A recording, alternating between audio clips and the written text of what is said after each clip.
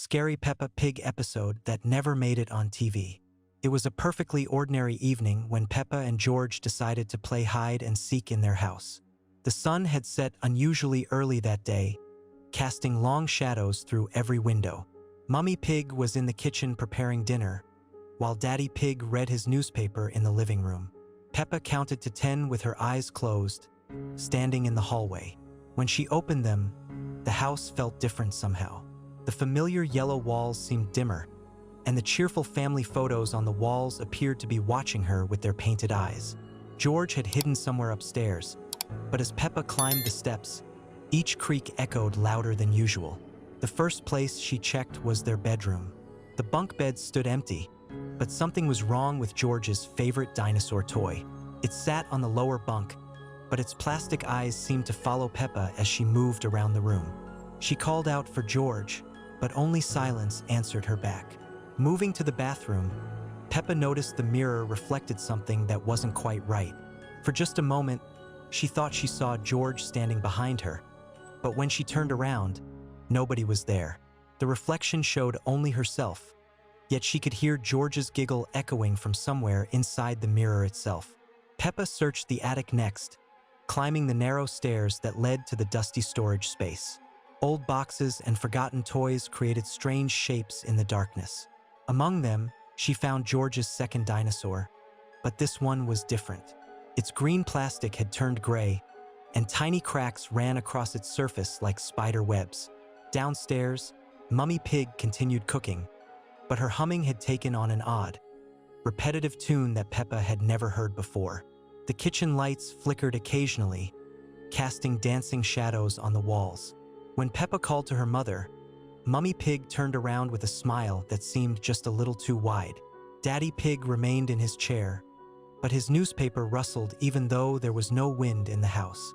The pages turned by themselves, revealing headlines that made no sense and pictures that seemed to move when Peppa wasn't looking directly at them. The search continued into the garden, where the familiar swing set and slide looked different under the strange twilight sky. The grass felt softer than usual, almost spongy beneath Peppa's feet. George's laughter seemed to come from everywhere and nowhere at once. Back inside the house, Peppa noticed that the family clock had stopped ticking. Its hands pointed to an impossible time, and its face seemed to watch her with mechanical eyes. The silence grew heavier with each passing moment. Finally, Peppa found George in the most obvious place of all, behind the living room curtains. But when she pulled the fabric aside, George looked different. His usual cheerful expression had been replaced by something more serious, more knowing.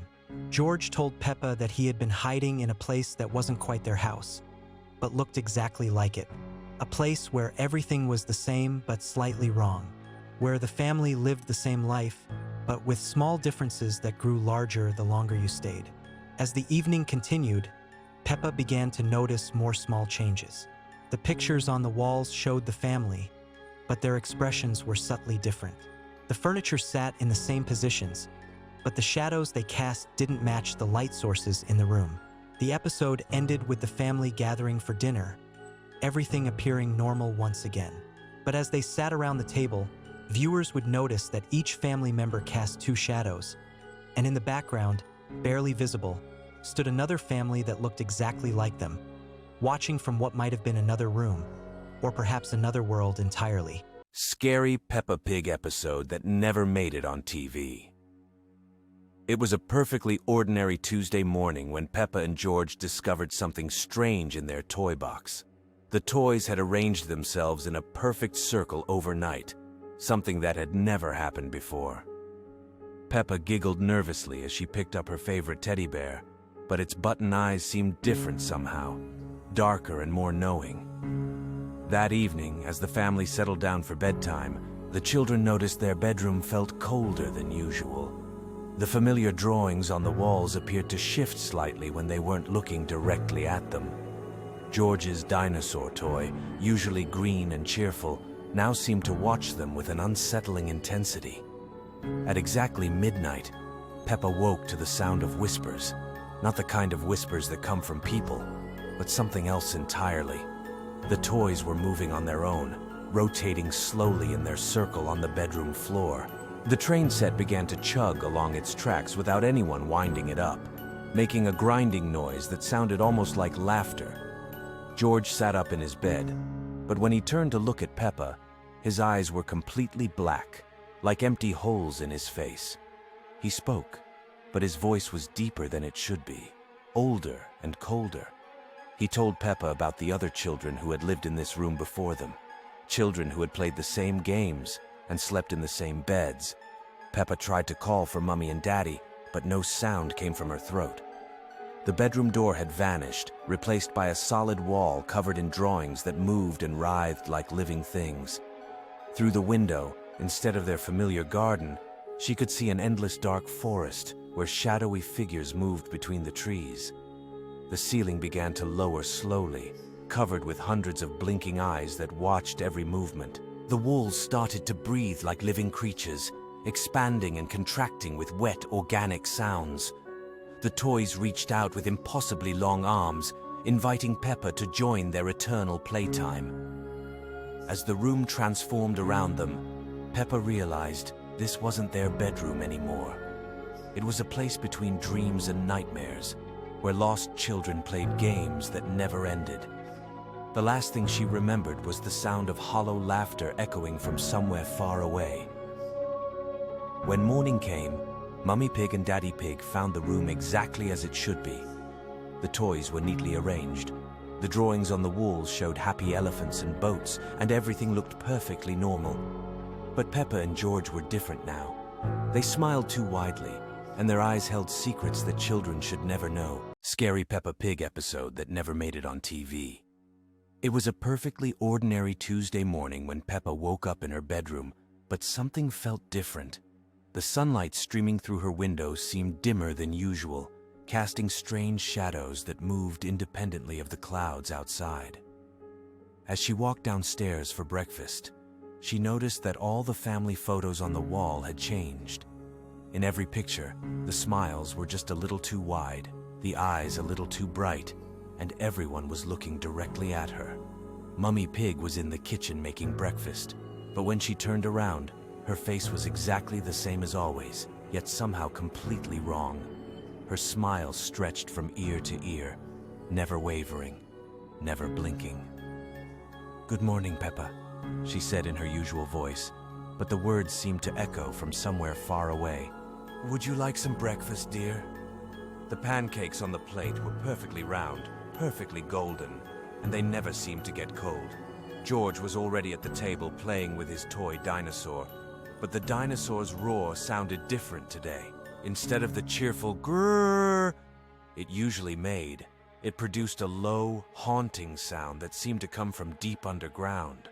George himself sat perfectly still, his eyes fixed on something behind Peppa that she couldn't see. When she turned around, there was nothing there, but she could feel something watching her. Daddy Pig came down the stairs, his heavy footsteps echoing through the house in a rhythm that didn't quite match his movement. "Time for school, Peppa," he announced cheerfully, but his voice had a hollow quality, as if it was coming from inside a deep well. His glasses reflected not the kitchen around them, but something else entirely. A place with twisted trees and a sky the color of old blood. The walk to school felt longer than usual. The familiar houses along the way looked the same, but their windows were all dark, and behind each one, Peppa could see the faint outline of figures watching her pass.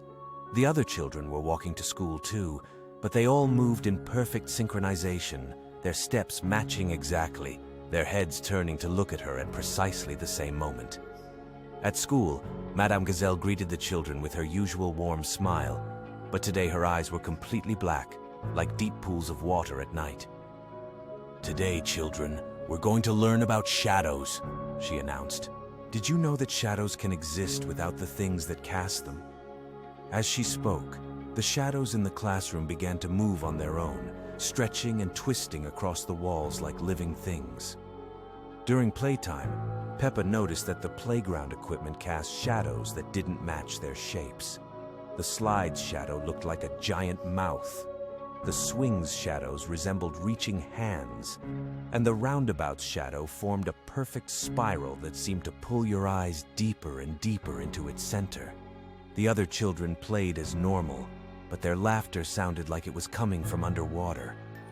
When Peppa looked in the bathroom mirror during lunch, her reflection was delayed by just a fraction of a second. She would move her hand, and a moment later, her reflection would follow. But sometimes, her reflection would move first, showing her what she was about to do before she decided to do it. The reflection's smile was always just a little wider than her own. The afternoon brought art class, where they were supposed to draw their families. But no matter what Peppa tried to draw, the crayons would only make pictures of the same thing. A house with too many windows, all of them dark, and in each window, the silhouette of someone waving. The other children's drawings were identical to hers, down to the smallest detail, even though they were all drawing with different colored crayons. As the school day ended, Peppa realized that the sun hadn't moved in the sky at all. It hung in exactly the same position it had been in that morning, casting the same strange shadows that moved independently of their sources. The walk home felt like walking through a dream where everything was familiar, but nothing was quite right. Back at home, the family gathered for dinner, but the food on their plates kept changing when no one was looking directly at it. One moment it would be spaghetti, the next it would be fish fingers, then back to spaghetti again. Everyone ate with the same mechanical movements, chewing in perfect unison, their eyes never leaving Peppa's face. That night, as Peppa lay in her bed, she could hear whispers coming from the walls themselves. They spoke in voices she almost recognized, saying words she almost understood, telling her secrets about the world that she wasn't sure she wanted to know. The whispers grew louder and more insistent as the night wore on, until finally she realized they weren't coming from the walls at all. They were coming from inside her own head, and they had always been there, waiting for her to finally listen. Scary Peppa Pig episode that never made it on TV. It was a perfectly ordinary Tuesday morning when Peppa and George woke up in their bedroom. The sunlight streaming through their window seemed dimmer than usual, casting strange shadows across the yellow walls. Peppa looked at herself in the mirror and noticed something odd. Her reflection seemed to move just a fraction of a second after she did. Downstairs, Mummy Pig was preparing breakfast in the kitchen. Her usual cheerful humming had a hollow echo to it, and when she turned to greet the children, her eyes appeared darker than normal. George bounced down the stairs, clutching his favorite dinosaur toy, but the plastic eyes of the dinosaur seemed to follow every movement in the room. Outside, the neighborhood looked exactly the same as always, yet something felt fundamentally different. The houses had the same bright colors, but their windows looked like empty eye sockets staring back at them. When Susie Sheep arrived to play, her movements seemed slightly jerky, and her laughter echoed in ways that made the air feel thick and uncomfortable. More friends gathered: Pedro Pony, Rebecca Rabbit, and Candy Cat. Pedro's eyes never seemed to blink. Rebecca's ears twitched at sounds no one else could hear, and Candy Cat purred continuously, even when she wasn't speaking. The children decided to play hide and seek inside Peppa's house, but the hallways seemed longer than they remembered. Peppa began counting, her voice creating multiple echoes that seemed to come from different directions. 1, 2, 3. Each number hung in the air longer than it should have. The counting continued, but now there were voices counting along with her. Voices that sounded exactly like hers but came from somewhere else entirely. As evening approached, the family gathered in their living room. The familiar green walls and purple furniture looked the same, but shadows gathered in corners where there had never been shadows before. When they spoke, their voices seemed to come from slightly behind them, as if someone else was speaking their words just a moment after they thought them. That night, as Peppa and George lay in their beds, they could hear George's rhythmic breathing. But when Peppa looked over at her brother, she saw that his eyes were glowing softly in the darkness, and his breathing continued, even though his mouth wasn't moving. She closed her eyes tightly, trying to sleep, but she could feel that something fundamental had changed in their world. Everything looked the same, everyone acted the same, but nothing was quite right anymore. The colors were the same bright yellows and pinks, the voices were the same cheerful tones, but underneath it all was the growing realization that this might not be their real home at all. Peppa wondered if this strange, slightly wrong version of her life was now permanent, or if somewhere out there, the real world was still waiting for them to find their way back. As she drifted off to sleep, she wondered what tomorrow would bring in this place that looked like home but felt like something else entirely.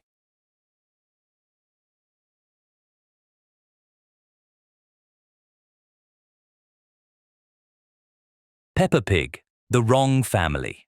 Peppa woke up one morning, just like always. The sun was shining through the curtains, birds chirped outside, and George was softly snoring next to her. Everything seemed normal. She stretched, hopped out of bed, and walked to the kitchen. Mummy Pig was frying pancakes. Daddy Pig sat at the table with a newspaper.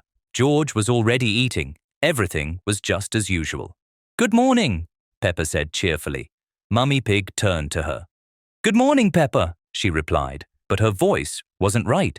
Too low, flat, without tone. Daddy Pig lowered his newspaper. "We're having a wonderful morning," he said. His voice was strange, too, similar but somehow delayed, dry, like a radio announcer. "George?" Peppa sat next to him. "Are you okay?" He smiled, wide, too wide, and said, "Good morning, Peppa," like a line he had memorized, like it wasn't really him. Peppa gave a nervous laugh. "You're joking, right?" But no one laughed. Mummy kept flipping pancakes, not blinking. Daddy turned another page, still not blinking. George just stared at her. "Why aren't you blinking?" Peppa whispered. "We blink when you're not looking," Mummy said, in that same unfamiliar voice. Peppa jumped up and ran out of the kitchen. Her heart was pounding. She ran to the hallway mirror and froze. Behind her, in the reflection, stood Mummy, Daddy, and George. But their faces were off, slightly warped as if drawn too quickly. The smiles didn't fade, and their eyes were completely black. She spun around, and no one was there. When Peppa returned to the bedroom, George was sitting on the bed, softly repeating, "Good morning, Peppa. Good morning, Peppa." Again and again. "Who are you?" she whispered. "What did you do to my family?" Daddy Pig stood in the doorway. "We are your family," he said. "We always have been." Mummy Pig stepped up behind her. "Just don't ask questions." The next morning, Peppa woke up before George. She checked his face, quietly held up a mirror. In the reflection, his eyes were missing. Just black voids. Since then, she pretends everything is fine. She eats breakfast, plays, answers questions. But at night, she hears something in the kitchen speaking in her voice, repeating, "Good morning, Peppa," even if it's still the middle of the night. Scary Peppa Pig episode that never made it on TV. It was a Tuesday morning when Peppa and George woke up to find their house completely silent. No sounds of Mummy Pig making breakfast, no humming from Daddy Pig. The children called out, but only echoes answered from the empty rooms. As they walked through the house, they noticed something strange. All the family photos on the walls showed only empty frames, as if their parents had vanished from the pictures themselves. The kitchen was set for breakfast, but the food was cold and untouched. George pointed to the window. Outside, their neighbors were standing in their gardens, perfectly still like statues. Mrs. Rabbit, Mr. Bull, even Susie Sheep's family, all frozen with their backs turned to Peppa's house. The children went outside to investigate. The moment they stepped through the front door, they felt a strange chill. The whole neighborhood was eerily quiet. No birds singing, no sounds of life anywhere.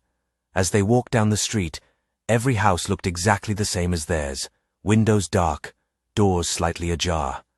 Peppa called out to their friends, but her voice seemed to disappear into the air. At the end of the street stood a figure that looked exactly like Daddy Pig, but something was wrong.